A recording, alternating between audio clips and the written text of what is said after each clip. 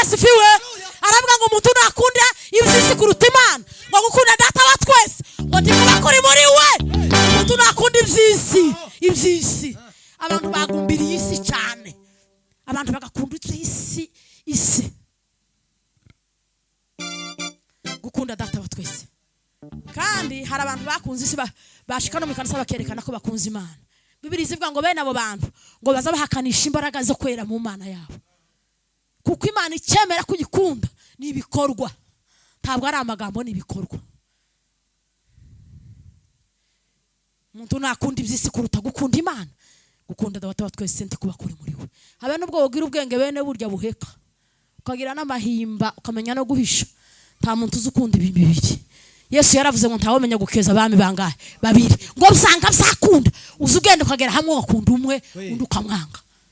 Mukunda Imana mu izina rya Yesu, kandi muyizerana urukundo. Umutima ukunda Imana niwe Imana izimenya. Nyinjiye mu muhamagaro nkiri umwana, kandi umwana w'umukobwa imurenge bikomeye. Umwaka wa mbere nyize Bibiliya mu muzinda, abantu bamwe bagaza ngo se n'uyu nguyu ngo sikusuburara ye mukwari w'abakinyita kirara ayiwe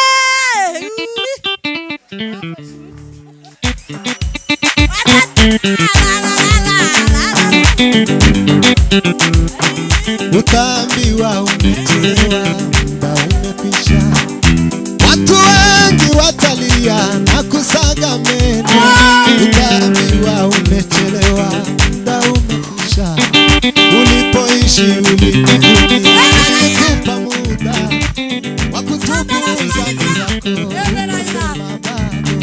Ulipoishi ulikupa muda wa kutubu dhambi zako. Unasema bado. Watu wengi watalia na kusaga meno. Utambi wa umechelewa.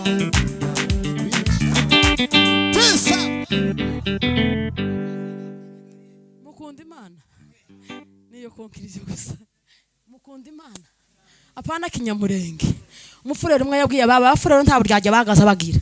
Umuntu yagaze ava ku Mana agashaka abagore babiri, ngo bucumwa bwira wabo ngo tukiziyemera kinyamurenge. Amahimba yo mu ikanisa, umuntu akagira abagore batanu akagira abagabo 10 aba mu ikanisa.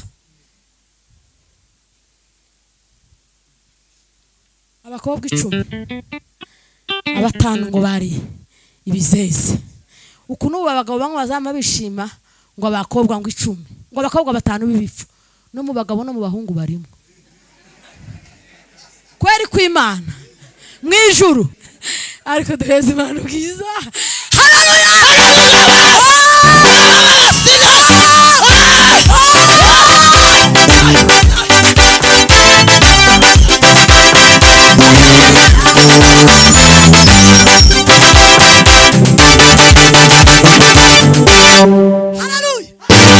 Hari abantu bapfubiye muri moto wa kwanza, bama basirimba barafatwa barasara, bama bagonga gutya igikuta muri moto wa kwanza. Kare babwira Yoshua, aramubwira ngo imbaraga nyatangizangije mu myaka 40 ngo niyo ngifite mu myaka 85, kandi abagabo biwacu mu myaka 45 abari umugabo mukuru.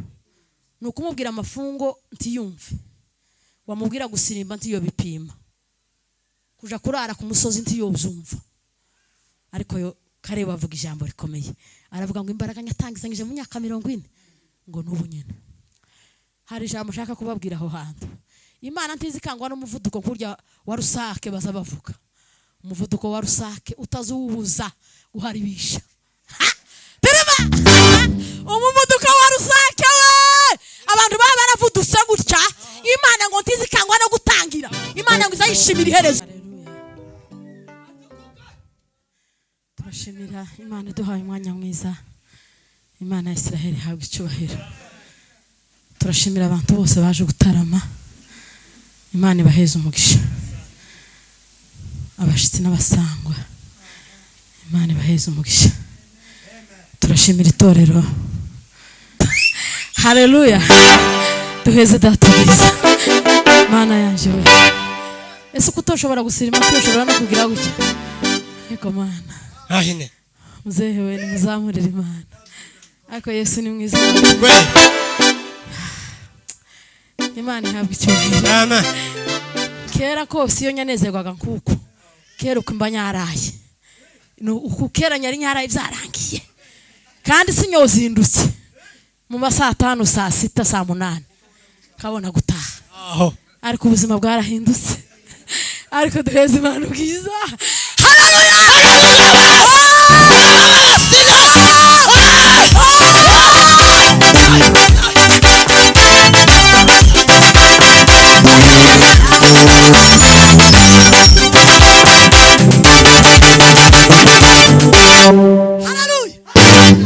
Zarahindutse kabisa, usaranyemeye none ko byahindutse.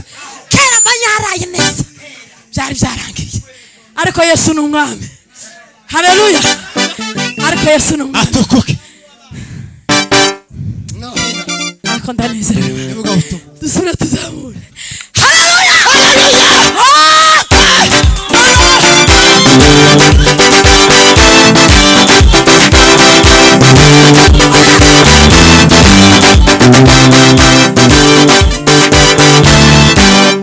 Ikiza kimbwira ko nyanezerewe. Zanyumva ntubutse mu igama ya moto wa kwanza. Ai kweli. Moto wa kwanza ideke.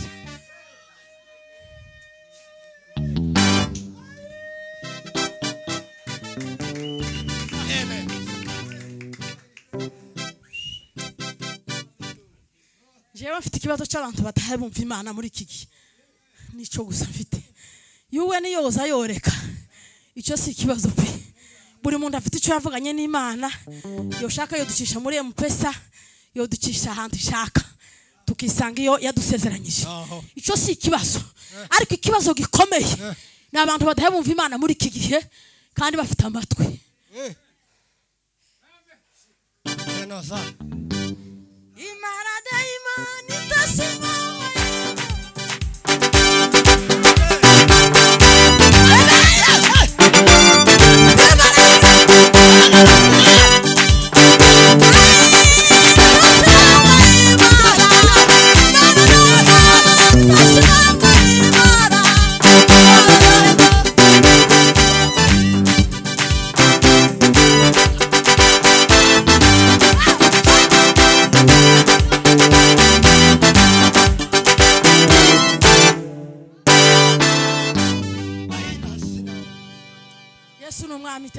Haleluya.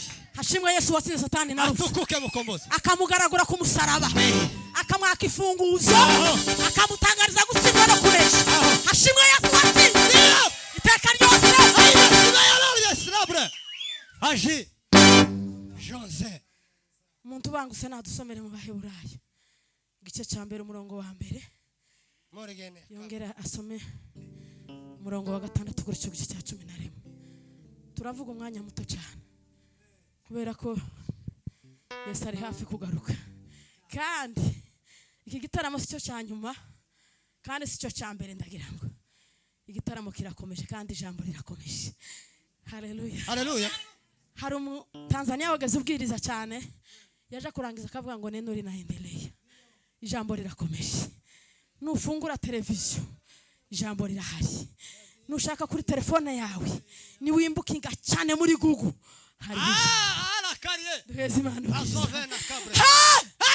Haleluya. Neno rinaendelea.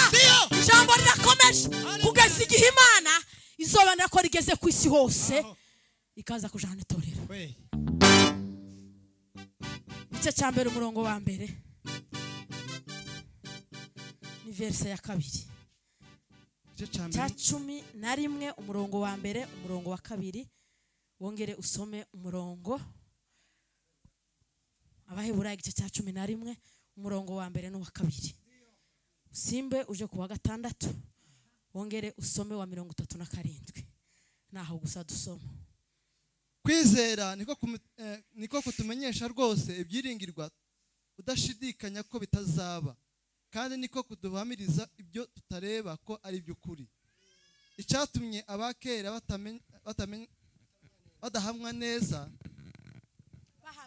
bahamwa neza nuko bari bagufite. Bikomeze 6.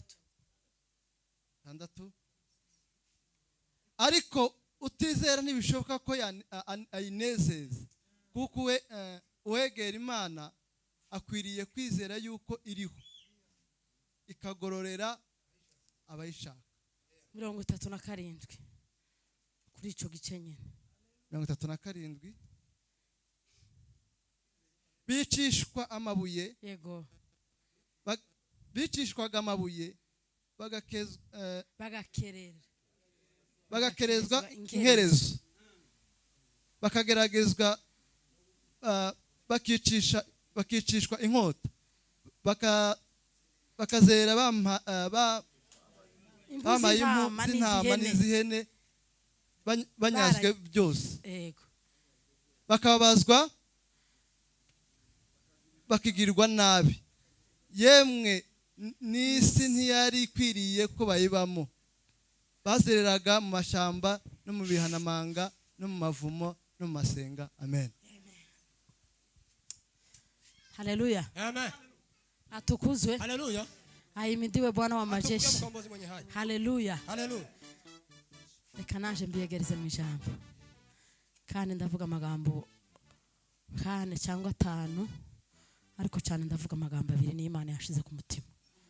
Nijoro mu rukerera amagambo 2 Imana yashize ku mutima. Turaganira hejuru yo kwizera. Muvuga butumwa wa mbere ntabwo twavuganye, nta nubwo twateguranye gahunda, ariko kugiye yavuze ijambo ryo kwizera. Abigishwa ba Yesu ngo bagendana nawe, bagera mu nyanja baterwa n'umuyaga, ngo bagira ubwoba bwinshi, ngo babwira Yesu ngo ese ntaco bikubwiye ko tupfa? Nubu nyine ukora abantu bazi ngo bagiye gupfa. Umugabo umwe yaratubwiye mu ndirimbo za Gerardine zose ngo azaneshejwe n'ijambo riza rivuga ngo humura tuzishwa n'inzara. Uko hari abantu bakigenda ngo bafite ubwoba bw'inzara, akama yumva morali gashira, kuramwa no guhimbaza kukibagirana muri we ngo azishwa n'inzara.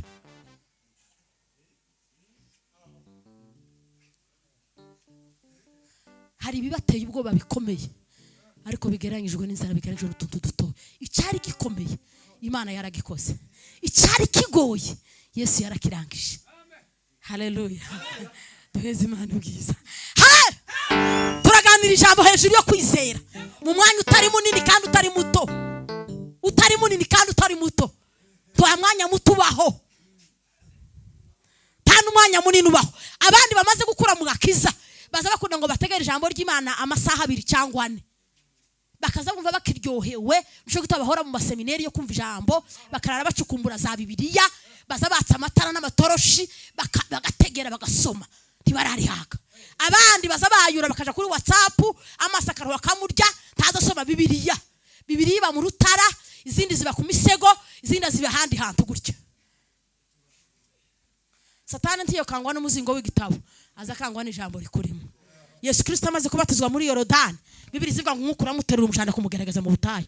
Ngo ntabwo Yesu yatsindiye Satani, ubumana yari afite 100%. Ngo yamutsindiye kumenya iki? Ibyanditswe. Satani akamubwira ngo biranditswe, nawe akamubwira ngo biranditswe, ngo bimuhesha imbaraga, asinda Satani mu butayu. Nushaka gutsinda, soma ijambo ry'Imana urikunde, n'imbaraga zazituma dutsinda. N'inkota zicumita Satani mu ciciro, Satani gahunga. Ijambo ry'Imana. Ndirimbo ni nziza, lakini naimba kidogo hapa duniani, mbinguni nitaendelea sasa. Mwijuru abantu bifashe bakifata, muzoregere tane tugera mwijuru. Bantu bari mu kwifata ino, ta mwanya wa repetition, tuzinjira gutya mwijuru ngo pa, umuntu wenyine yamafata ikidari ciwe, uzosanga inanga yawe ihari, kandi uzoba wayize kera umwuka w'Imana. Ntabwo bizoba ari byo kuja kwiga oyaye. Twama dutangira abantu bitoje kuririmba, tuzoririmba bitatugoye. Kwizera Yesu Kristo. Kwizera Bibiliya yavuze ngo nukumenya udashidikanya. Hari ukwizera ku buryo bubiri. Hari ukwizera na Satani gira, n'abadayimoni n'abazimu n'amapepo na shitani mukuru barakugira ko kwizera. N'abanebwe niko bagira, ngo nukumenya kw'Imana ngo ikomeye kandi izobaciraho iteka.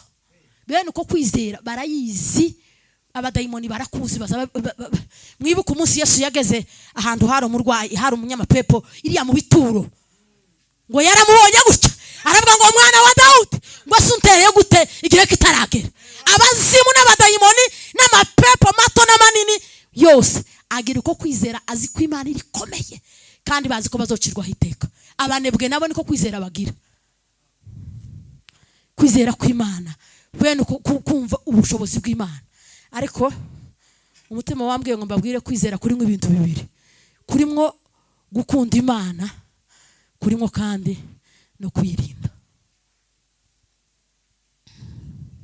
kwizera kurimo gukunda Imana kukabamwo no kwirinda kutari uko kwizera ko abazimu n'abadayimoni n'amapepo na satani n'abanebwe baza bamenya ko Imana ibaho ariko kubera ko batayikunda ntibamenye no kwirinda bakaguma bakifata uko bashaka duheze Imana ubwiza haleluya asifiwe Bwana ko muhwereye hakiri kare tema tugiye kurangiza simura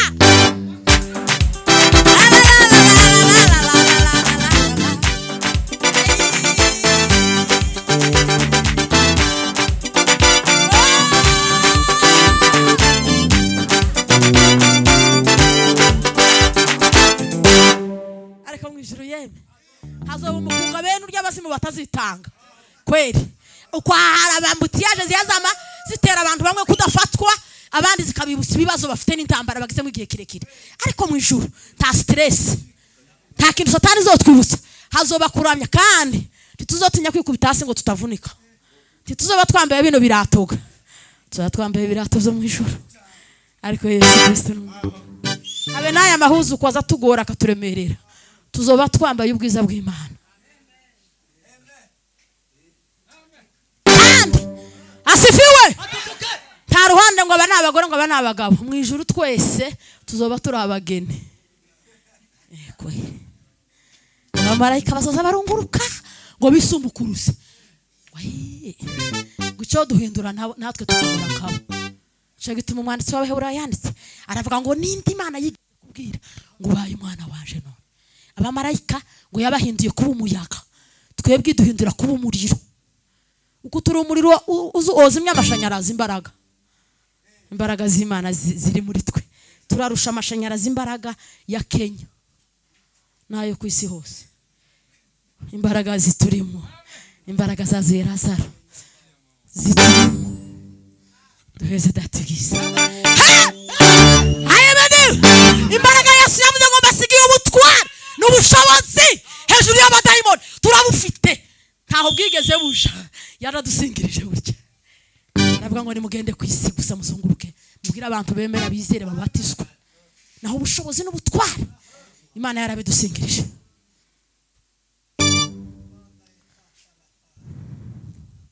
kwizera kwa mbere no kwizera kwa satani ikugira n'abanebwe ariko ndababwira kwizera kw'abakristo kwizera kuri hejuru y'imisozi kuri hejuru y'ibiyaga kuri hejuru y'ibihe kwizera kutareba kubigaragara uko intwari za kera zagendeyemo haleluya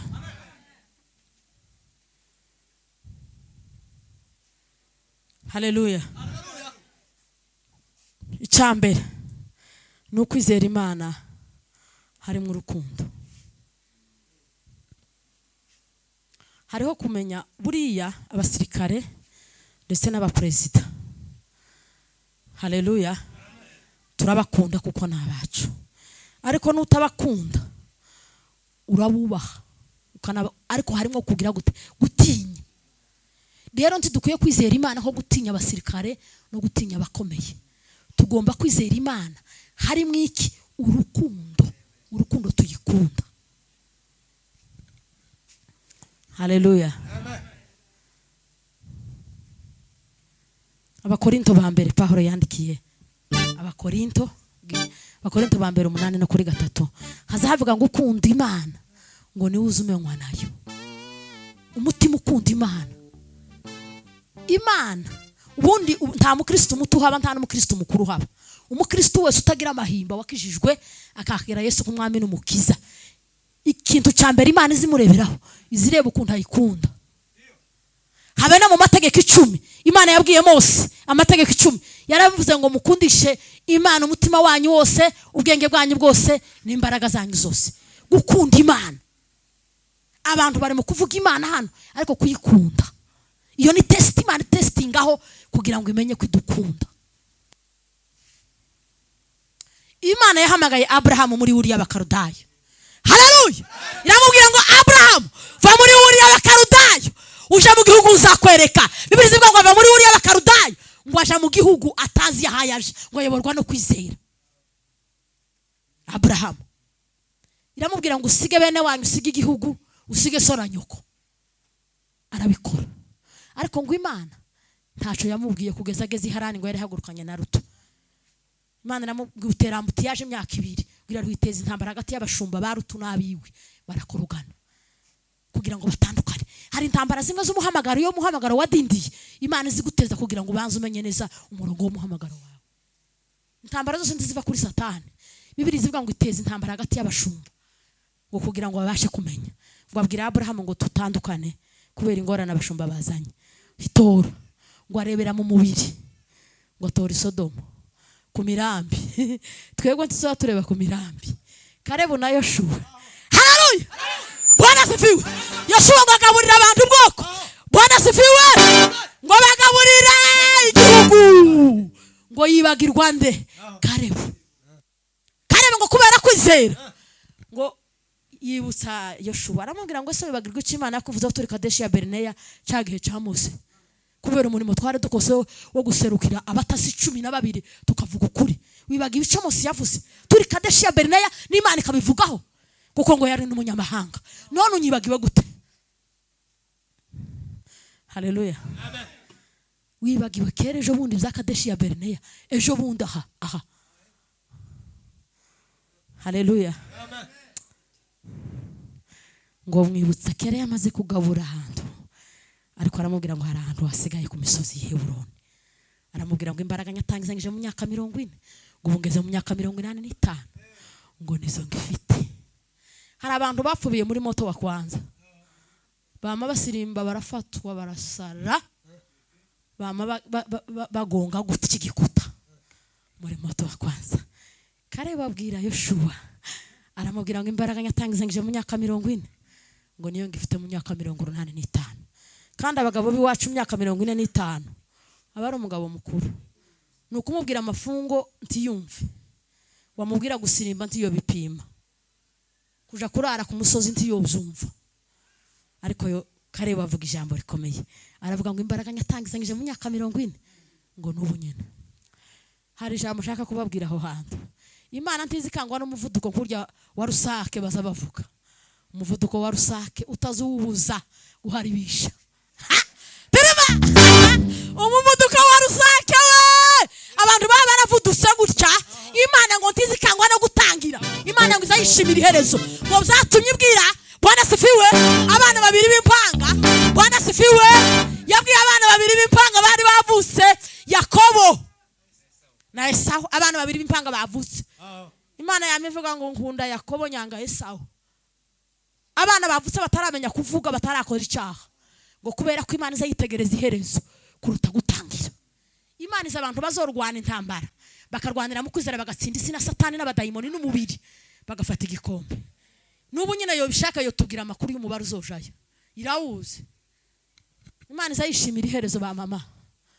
Ngo kera ikimenyetso cya mbere kizaye kubwira abantu bananiwe, ngo kera twarasenze, ngo kera ngo tukiri twebwe. Imana yarazindutse.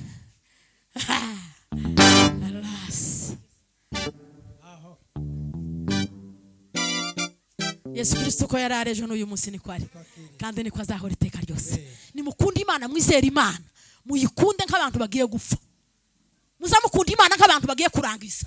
Imana iziraba muri mu mutima wawe, ikareba urukundo ukunda Imana n'urwo ukunda isi.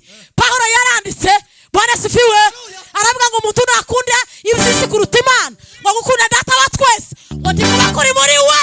Umuntu nakunda ibyisi. Abantu bagumbiriye isi cyane, abantu bagakunda isi.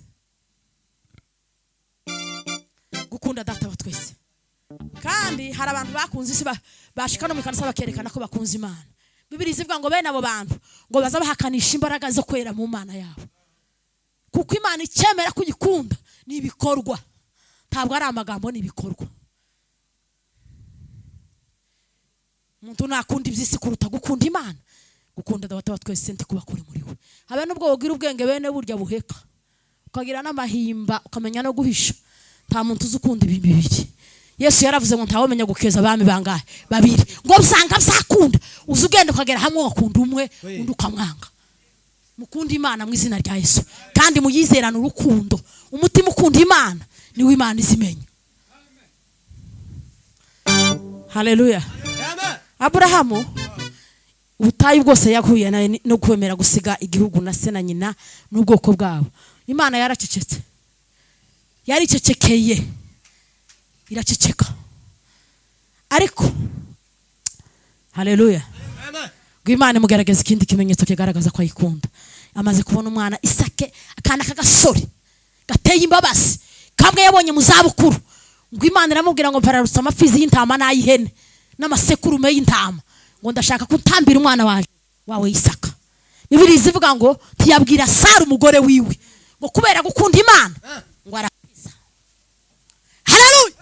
Arapeza arapima ngo arengeza Imana ngo arongera kandi arengeza Isaka. Ngo bituma abona imbaraga zo gutunguruka aragenda kandi agenda yamashije. Imana izimenya umuntu ufite umutima wamashije gukunda Imana. Nabandi baza bahekera mu muvumbuko. Imana irabazi. Muvumbuko wa Rusake. Abantu baheze mu muvumbuko wa Rusake. Mu kwambera akavumbuka mukagira ngo noneho arasi. Mu kwakana akamazina nko kukwabuje. Pa! Kwabuje. Ariko abantu bombera nkabuje ari abantu. Duheze Imana bwiza. Haleluya. Mukunda Imana mu izina. Ukunda Imana ni umenywa nayo. Abantu bakunze iby'iki kurusha gukunda Imana. Kandi igipimo cya nyuma kandi cya mbere giheka nukuri Imana izidupimiraho kuba Kristo bageze mu rugero ngo Imana izidupimisha urukundo tuyikunda. Abrahamu ngo ashorera abagaragu biwe ngo bakorera inkwi ngo afata umuriro arawubaha ngo aragenda ngo amaze kushikayo.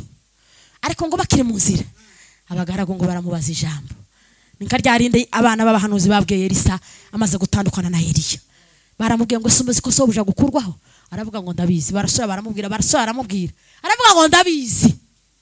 Hari ibintu isi ziducumita ikavuga ngo siki uzi ko niki kitaraba kugira ngo ugira agahinda. Ariko uzibwira ngo ndabizi. Izayami ikupukura ikoyigongesha igikuta. Ndabizi. Haleluya. Amen. Ariko gukunda Imana ni kwiza ye.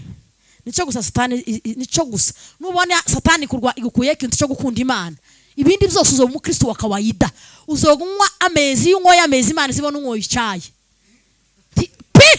Habana mu mwuka na muri kiroho tambaraga ukongererwa. Uzumera ko umuntu ungoye ji kandi wangoye amezi. Kubera iki? Gukunda Imana muri wewe kwarashogotse. Nimushakishe gukunda Imana. Kandi iyo umuntu yamaze gutagukunda Imana azameyigira nka ataza twaza. Ngo je sinza ntwaza. Utwaza.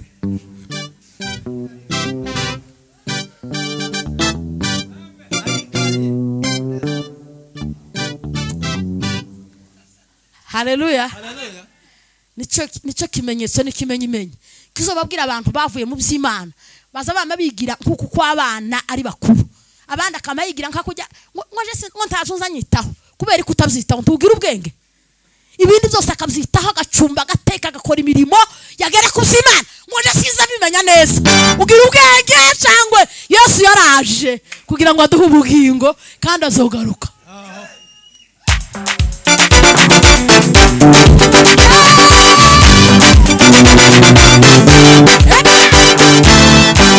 Yesu azogaruka. Kandi azogaruka bimeze gutyo. Amajambere ahari abantu bakamazo bane bashakwa bimeze gutyo bimeze tekinoloji yasaze. Yesu azobicamo gutyo aze. Musuke yaririmbye neza cyane. Ngo hari abantu bazovuga gute harya data we. Isa ni ya Monishi. Hari abantu bazoregreta bagahumirwa. Yesu azoza. Yaravuze ngo uwo munsi sinema hiyo itaonyeshwa kutoa ushuhuda wa kila tendo aliyotenda duniani.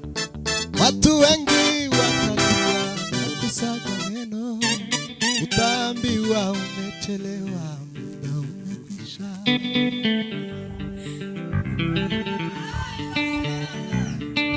Watu wengi watalia na kusaga meno, utaambiwa umechelewa, muda umekwisha. Watu wengi watalia na kusaga meno, utaambiwa umechelewa, muda umekwisha. Ulipoishi ulimwenguni nilikupa muda wa kutubu dhambi zako, ukasema bado.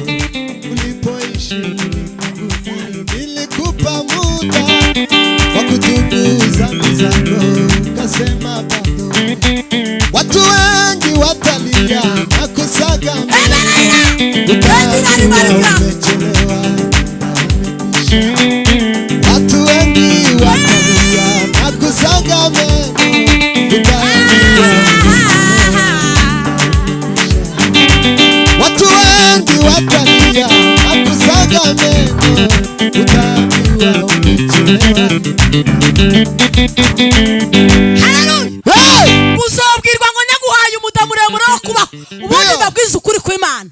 Nima hari abantu bakenyutse bakapfa vuba. Bwana sifiwe. Imana irabakunda. Nta mwanya nyari kubabwira ubuhamya. Nyigeze kuryama mu gitondo saa 3 za mu gitondo mu nkambi yo mu Ngagara. Umuntu araza arambwira ngo nyari nkeneye ngo nkujane ubunyene. Kandi kinzanye ngo nyasuye umuntu muri Amerika nawe undi mu bwiza. Kandi niba baze ko kujana hari imbogamizi uza wicara uha utekereza. Ikimenyetso n'ikimenyimenyi muno muri ishakoshi yaraho hari amafaranga 2500 z'amarundi birimo. Aho bizavubira hibuka ndamubwira ngo ndahibuka. Nyavyoherejwe n'umuntu bica ahantu ku muntu ntazi arazinsingiriza. Arambwira ngo nyabikoreye kugira ngo umenye ko ubuzima bwawe nukomeza umuhamagaro uzoba mu buzima utotekereza. Kandi ngo ubumenye ngo uzabiri guseka ukararuseka. Kuko nyinjiye mu muhamagaro nkiri umwana. Kandi umwana w'umukobwa imurenge bikomeye. Umwaka wa mbere nyize Bibiliya mu muzinda. Abantu bamwe bagaza ngo se n'uyu nguyu. Kwayewa. Ngo sikusuburara. Ye mukwari wabakinyitikirara. Ayiwe!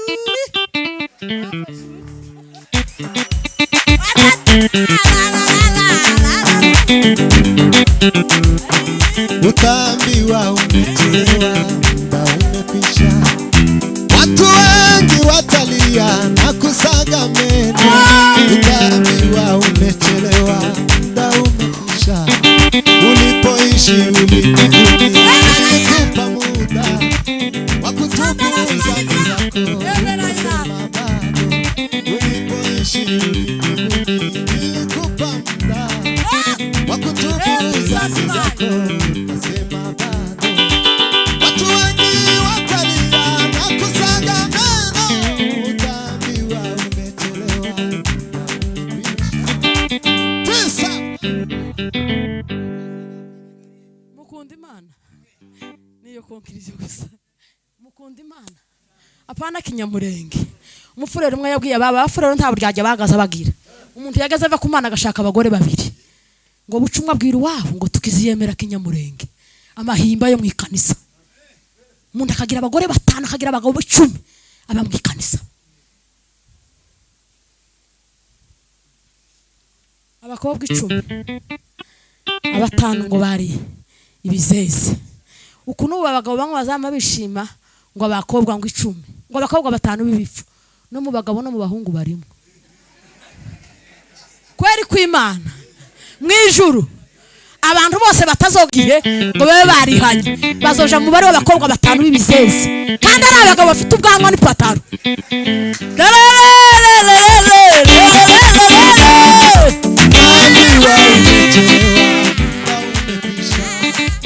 watu wengi watalia na kusaga meno, utaambiwa umechelewa, muda umekwisha. Watu wengi watalia na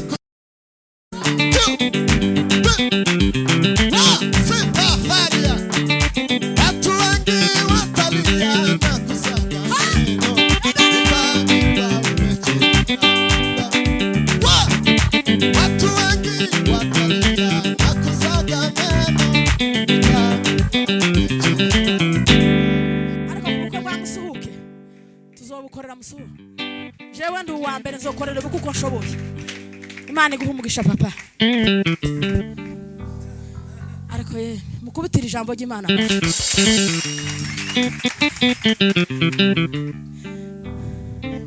Jewe ndi mugutekereza bajya abantu baza bashamburiya cyane Imana yahaye impano yo gushamburiya. Muzosubire musenga Imana ibahe gushamburiya imitima y'abantu badakunda Imana. Kuko niryo sina. Haleluya. Bwana asifiwe. Haleluya. Bwana asifiwe. Atukuke. Abahanuzi 850 ku musozi. Eliya amaze kugwisha imvura, ibitangaza bimaze gukoreka. Yabwiye Ahabu ngo ikintu comara bino bintu byose ngo dukureho isina ry'abahanuzi batazongera kuzana umuvumo mu gihugu. Yamamubwira ngo ureke mbice. Amaze ngo bamandira ku Kagezi. Abagabo 850 nta mugore wari urimo. Kabugita. Abanebwe. Umuntu akaba hasimbira. Ariko abanebwe ntambaraga nubwo baza batubwira nabi. Nukuri ntambaraga bagira. Abagabo 850 n'umuntu umwe. Nyigeze kuryama 27. Umuntu arambwira ngo icyatumye yari yabishobozwa gutyo. Ngo uyu muntu ari mu bushake bw'Imana. Ngo nico gihaza tegekisa. Ngo abayavuye hano mu isi y'abantu. Ngo gahagarara muri espace. Iyo umuntu ari mu bushake bw'Imana ngo nico gihaza tegeka abadayimoni n'abazayifu bakumva. Eliya ngo ahabwa ubushobozi. Wakaza katumwe agasimba. Akamahite 850 iyo. Nta mugore wari urimo bose bari abagabo. Iyo bamukoranira ariko ngo bari muri utaratibu na unyenyekevu wa neno la Mungu. Ngakujya bazavuma igihe ko bakagifata kikama giceceka. Cyarasazi inkuba zasazi. Ariko bavuga ngo kwa jina la Yesu kikama gihagarara. Bakagitwika kuri gaze. Niko Eliya yashamburiye mu gihugu. Eliya yashamburiye abantu 850 yamabashira ku murongo foreign bose barahagarara. Watu wengi Imana yo mwijuru izaduheza umuntu uzoshamburiye abantu badakunda Imana. Nibo bazanye ibintu bibi kanisa no mu gihugu no mu bwoko. Abantu bazanye ibintu bibi. Icyambere n'abantu bavuye ku Mana batagikunda Imana. Muzamutekereza ngo umuntu yogira amahoro atagikunda Imana. Uburyarya. Abagebiyoni. Nta mahoro y'umunyabyaha kabisa. Nimba warataye Imana ukumva utagikunda Imana, genda ushaka Imana. Umurinzi yaravuze ngo kubaho ntagufite ngo binterwa cyane ngo ndetse ashobora kungeza no zongeza ukuri. Abantu badakunda Imana bari muri feruje, bari muri danger. Bari muri danger. Isaha n'isaha hariho polisi y'ijuru yateranizwe kera izobashika ibatema umuriro. Niba Musuke yaririmbye Bwana asifiwe. Musuke yababwiye nuko batari hano ariko yari yababwiye. Bazababwira ngo nyabahaye umwanya muremure wo kwihana ibyaha muranga. Ese ubundi ko ibyaha ari akavuyo abantu babivuyemo. Jewe ibyaha nzambigeranya n'ibiheri. Uzogenda uryama ahantu hari ibiheri numara utegere.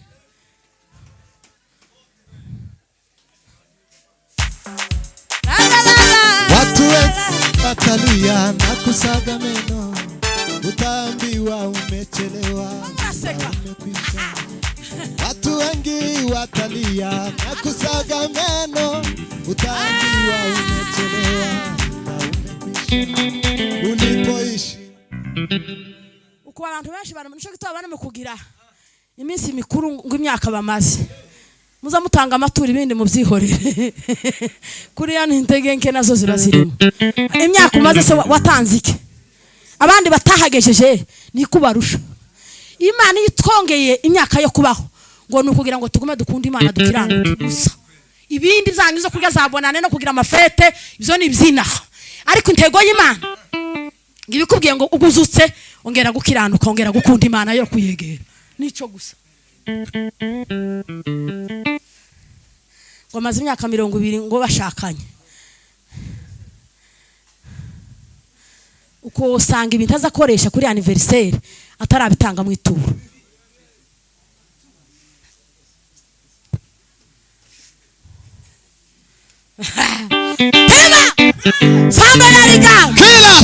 ukunda Imana bwira mugenzi wawe mumbwirire mukoreho ngo kagira Imana baturarirangije iryo mumbwirire ngo se urashakunda Imana kwizera kuri ngo kugira gute ukunda Imana amen mukunda Imana muyitore inkayage zifusha inyana yayo bakayitsindiraho iyindi bakayibwira ngo tora inyana ikaruka yitora itazaye tore Yesu utore Imana mwasime Yeremiya yabwirije Abisiraheli n'Abayuda ngo bagaze bamufunga kubera kuhandura ibintu bitandukanye n'ubushake bw'Imana ngo araruhano bakazuka mu gitondo bakamavuga ngo wasiwe ari bahaye abwira wasiwe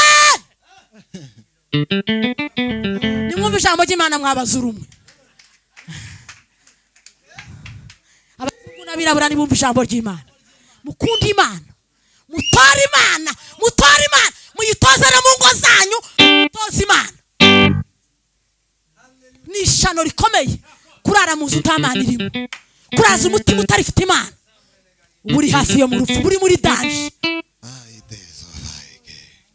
icyakabiri no kwirinda kubera abantu Bwana sifiwe ni wizera Imana uzoyikunde kandi ko kwizera ko gukunda Imana niko Imana ikeneye ni nako kugira umusaruro apana kwizera ko kuri adusangiye n'abadayimoni abanebwe bazabagarukiraho muza mwizera Imana muyikunde n'ukunda Imana ngo nibwo biza bikugeza no kugera gihe woyikorera ukitanga ukanapfa abantu benshi bagarukiye mu kuyikunda ko kuyimenyera hano ku rurimi ngo barayizeye barayizi ako kusangiwe n'abadayimoni mukunda Imana kuri mwiki urukundo cyakabiri haleluya mwirinde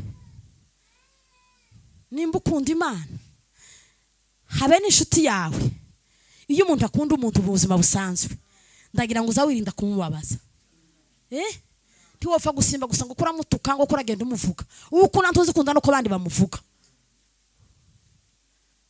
ikindi cyakabiri kigaragaza ko twizeye Imana cyambere nuko tuyikunda icyakabiri n'ukwirinda kugenda uko dushatse kuvuga uko dushatse twirinde mu byo dukora twirinde mu byo tuvuga hari abantu baba bafite ingeso z'abapagani kandi bari mu ikanisa mukristo yasanze umugabo uri mu kazitiro ngo abona hambiriye amaguru n'amaboko kandi ngo ari mu kazitiro kadafite umuryango kadafite n'idirisha umugabo ngo aramwegera aramubwira ngo se niki cyagufite muri aka kazitiro aramubwira ngo ni ibintu nk'abingahe icyambere Bwana sifiwe ngo sinyamenye kwirinda ngo nyeretse kwifuza kwanje kunjana iyo gushaka umutima bakubwira gusambana ukagenda bakubwira kuroga ukagenda bakubwira amacakubiri n'urugambo n'ishari akaba ari vyushamo cyambere ngo ntiyamenye kwirinda yeretse kwifuza kumujana iyo gushaka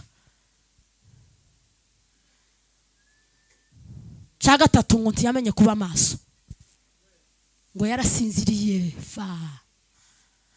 arasinzira ntimuruza abantu bafuye kiroho batakigira kwizera batakigira Imana muri bo ariko baza bapagasa bagira amaso abiri abona neza y'inziga n'ayandi bateramwe amarange bimeze neza amafresheri ayo maso agereranyijwe n'injeje nyine wabitekereje ko agereranyijwe n'injanga amaso y'injanga urujanga ruzaruvukira mu ruzi rukanuye gutya rukaruha rugasaza bakaruboroba bakarwanika rukuma rukanuye gutya bakaruroba bakarukaranga rugakarangika neza rukuma rukavuga ngo ndemeye ariko rukanuye gutya urujanga mukaryo urujanga rugashira umutwe ijisho rimeze gutya niko abakristo batakigira Imana mu buzima bwabo barakanuye mu ikanisa pasiteri yababonye ngo afite iparuwase nini bafuye bakanuye ariko batakiboho bameze gutya abona abantu bamunzwe kiroho abantu bakanuye amaso ariko muri bo mu buzima bwabo bari mu Imana, bari imisibigirwamana, bari imizaha n'intege nke mu buzima bwabo, baho basinziriye.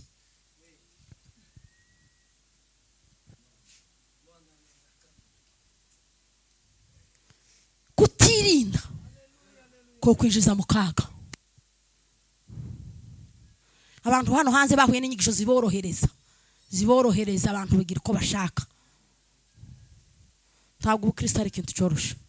Nimba abandi baritanze bageraho bacibwa amajosi, abandi babagwa impu ari bazima babona, Kristo ntabwo ari ikintu cyoroshe. Igihe cyose uzumva ko Kristo bukoroheye, uzamenye ko wamanutse ukagera muri degere heka y'integeke. Gukunda kwizera Imana dushize mu rukundo, cya kabiri dushize mu iki? Kwirinda. Duheze Imana icyubahiro turarangije. Haleluya. Pawulo yandikiye Abakolosayi igice cya mbere n'umurongo wa 10, arababwira ngo mugende nguko bikwiriye ab'umwami, ngo mumunezeze muri byose, ngo mwere imbuto z'imirimo myiza, ngo kandi mwongereho kumenya iki? Imana. Mugende nguko bikwiriye ab'umwami, kuko hano hanze hari abandi bagenda ukundi. Mwirinde uko mugenda, mwirinde ibyo muvuga, mwirinde n'ibyo mukora.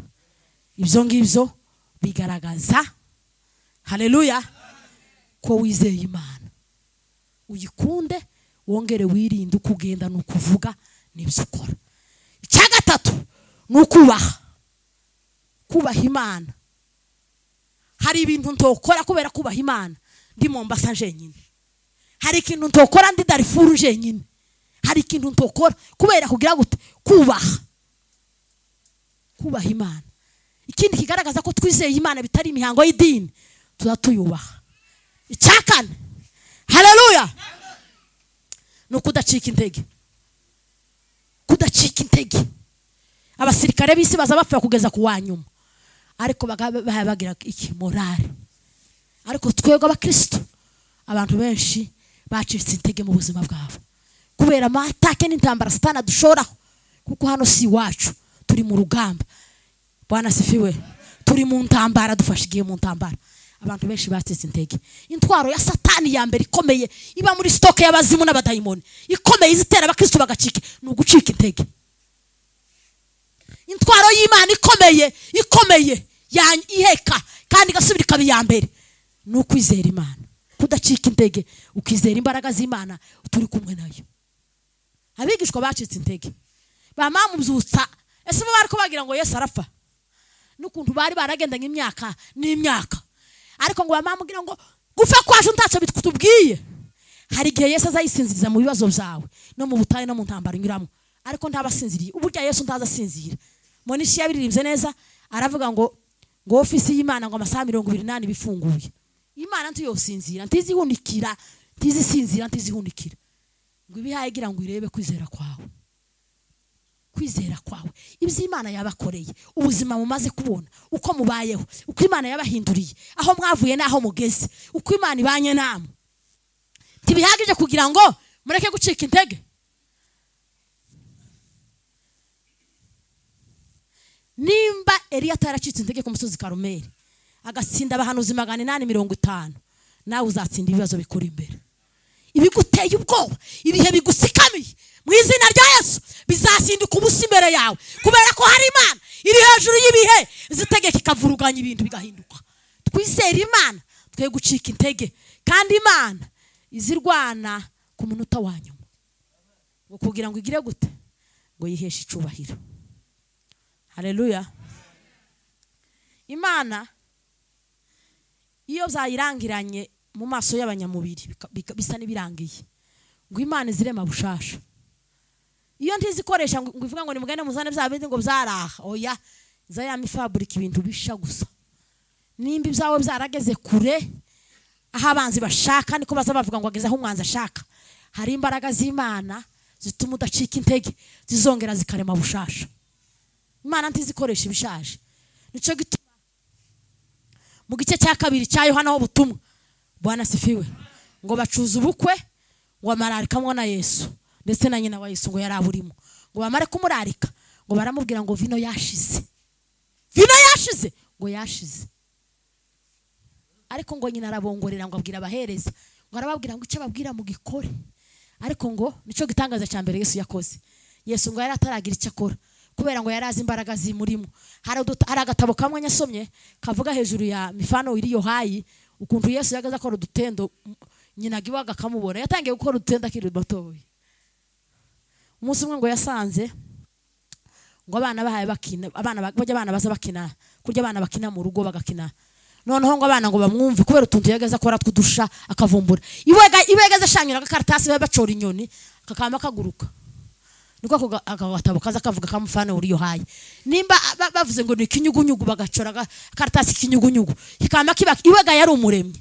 Yesu giwe nti yari kwakinaga nk'abana bahaye bati ngonda. Iwe yageze akina n'utwana dutoya ariko ngo ari umuremyi. Ari umuremyi. Iwe ngo yagira guki kinyugunyugu kikama kiguruka ikinyugunyugu kizima gifite amabara y'ikinyugunyugu. Inyoni. Noneho ngo n'abagore ngo abana bakabwira banyine byo ahaya ko ngo se kino gifuka muzoremo bamujana naco. Umunsi umwe ngo baramwihisha, ngo bamara kumwihisha ngo banyine barambwira ngo nimugende mumwihisha. Yageze akora ibintu nk'ibihigo. Bima ukuntu ubu nyine hari abantu bazi ngo mandiko ni nk'ibihigo, ngo ibintu bintu zishi ni nk'ibihigo, n'ubundi baramenye ibintu neza. Abagore babanebwe mu muhana ngo bakamasigara bavuga ngo iki gifuka ngo nimugende ngo arabahisha. Umunsi umwe ngo umugore umwe ngo ahisha abana, ngo ahashike ngo aravuga ngo se bajya bacu bari hehe. Niko gatabo kaza kavuga mufano uriyo hayi ngo ntaba keregiwe amatwi ga yiwe ganti yageze yumvira hano, yageze amenye ibyihishe kuruta ibigaragara. Ngo se bavuga bishaganya cyane niki kiraho ngo n'abana bihene yamavuga ngo abana bihenemwe ngo ni muzi gose kwa mabusoka buhebe bankihene. Iwega yageze arema, iwega yageze fabrika.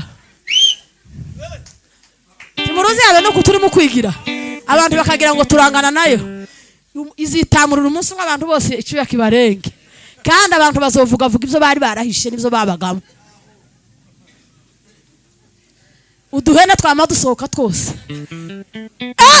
nyina ngo agishugo abana babanyana gute bamabuhebebe bwose ngo nyabuna ngaho ngo subira asara ngo ni muhinduka abantu mwumve nk'ibyo bintu bivuga ko Bwana sifiwe. Yesu ntazarema ibintu bishaje, ni umuremyi uzurema ibintu bisha, azayambare ibintu bisha abantu ho batari. Tumugacika intege mu izina rya Yesu. Abahungu benshi bacitse intege, abakobwa bacitse intege, abapasteri bacitse intege, abavuga butumwa bacitse intege, umuntu akaririmba agasara agasizora yaracitse intege mu buzima bwiwe. Intwaro ya Satani ikomeye ni uguca abantu intege, ariko intwaro y'Imana ni ukwizera imbaraga z'Imana. Uzumenya ngo Imana haleluya iri harya hafi yawe, tizi gusiga, tizi guhana, tiyo kwibagirwa. Abantu bonyene bazaparagurika bakayita kubera amanyanga, ariko iyo uko yamye ni kuri, uko yamye ni kwiye, tizihinduka. Haleluya. No kwizera Imana tukagera mu rwego rwo kuyikorera. Apana kuyikora nko gutuza tuyikorera ino. Ukundi jewe ko sindatangira. Ikwere. Umuvuduko uracyarimo. Tukayikorera kugeza igihe tuyifira. Ugatanga ubuzima bwawe ko gukunda Imana. Gukorera Imana ukabizira. Ejo nyarabitekereje. Hari abantu dufite bo mu bwoko bwacu bazize umurimo bakora, bagafa atazize kwiba, atazize ibindi bintu. Abantu bakamwangira icyo akora. Ubundi abantu ko bateye bagukundira icyo ukora, bakakwangira n'icyo ukora. Abantu jewe banyanga bose bazavuga ngo bazabanyanga ngo kubera nzavuga ukuri. Niko Imana yambwiye. Niko bicoye, niko ndemwe. Uzonyanga uruhungarukire cyangwa ureke tizohinduka. Abandi bakankundira iki? Ukuri. Nawe ukukoze n'ukuteye n'icyo ukora nico abantu bakwangira kandi nico bagukundira.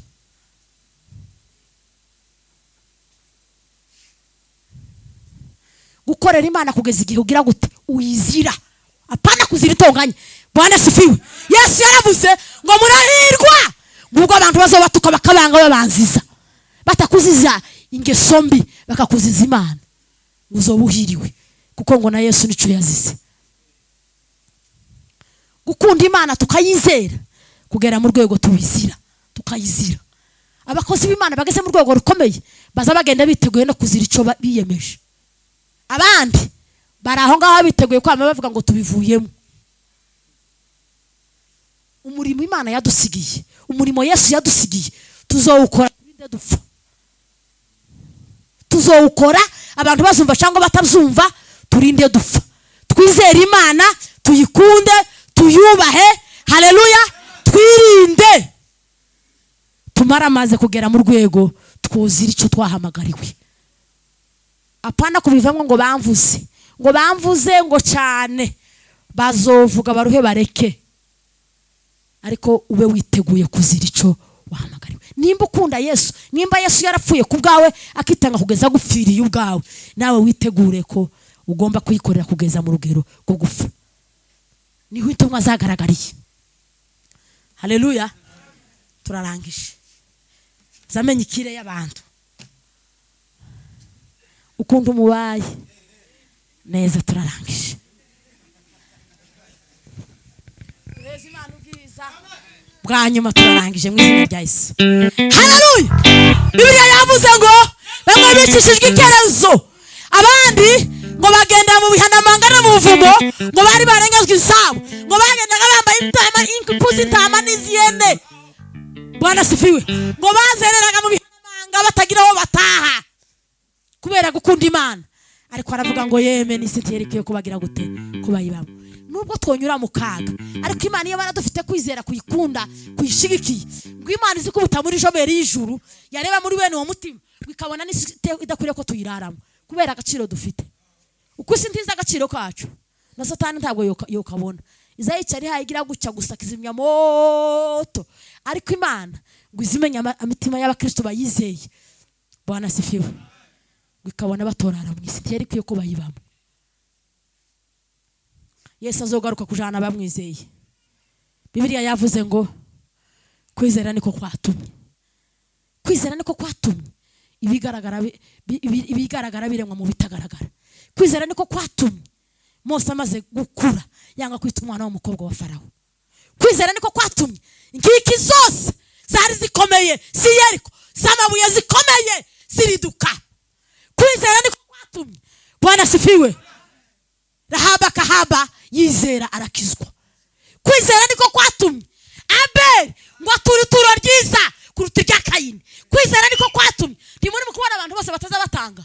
Apana amaturo yavuga butumwa oyaye. Amaturo yo kubaka umurimo w'Imana n'ibzacumi. Nukubera kudakunda Imana. Bene abo mu yandi magambo ni baruhu rwinda. Azarya gusa. Bibiliya ivuga ngo biratana biteye isoni ngo Imana yabo niki? Ninda. Azajya kima Imana. Imana iziguha wamaruka dukayima. Tunakuwa bazamahumiriza mbere y'abandi. Warariye urarya. Imana yabwiye Abrahamu, iramubwira ngo kubera ko maramaje gutanga umwana Isaka. Bwana sifiwe. Ngo kubera ko maramaje gutanga Isaka, ngo uyu munsi ndamenye kunkunda. Ku muntu utawanyumiriya birashoboka ko hari byo hanyura nko bigaragaza byawe, ariko Imana ikeneye kugaragaza ngo pime urukundo uyikunda. Dukunda Imana, tuyizere, tugaragaza gukunda Imana no kwirinda no kuyubaha. Imana dufashe kandi tuganze.